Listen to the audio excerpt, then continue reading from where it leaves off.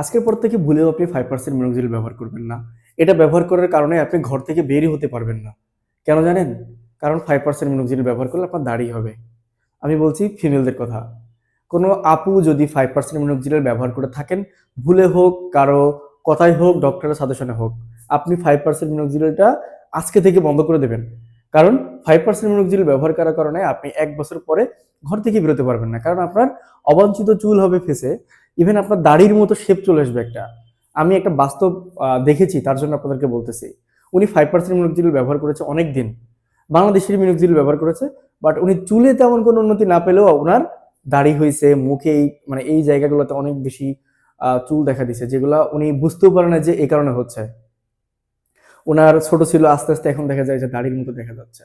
তাহলে বুঝেন তো ওনার মানে বর্তমান কন্ডিশনটা কেমন। তো আপনার এই অবস্থা যাওয়ার আগে আপনি আজকেই বন্ধ করবেন। আর পারলে এই ভিডিওটা আপনার ফেসবুকে শেয়ার করে রাখেন, যেন কোনো আপু যদি এটা ব্যবহার করে রাখে, যেন সেটা আজকে থেকে না করে। আরেকটা জিনিস করতে পারেন, আপনি চাইলে হচ্ছে সেরাম ব্যবহার করতে পারেন, সমস্যা নেই। বাট আপনি 5% মিনোক্সিডিল ব্যবহার করেন না। অ্যাট লিস্ট চেষ্টা করেন 2% ব্যবহার করার জন্য ম্যাক্সিমাম। আরেকটা জিনিস আপনি করবেন না, আমি মোরেপ বলে থাকি মানেই এই না যে ফিমেলরা মোরেপ ব্যবহার করবেন। মোরেপে ফিনিস্ট্রয়েড কম্বিনেশন থাকে, কোনো আপু ফিনিস্ট্রয়েড কম্বিনেশনে মিনোক্সিডিল ব্যবহার করবেন না।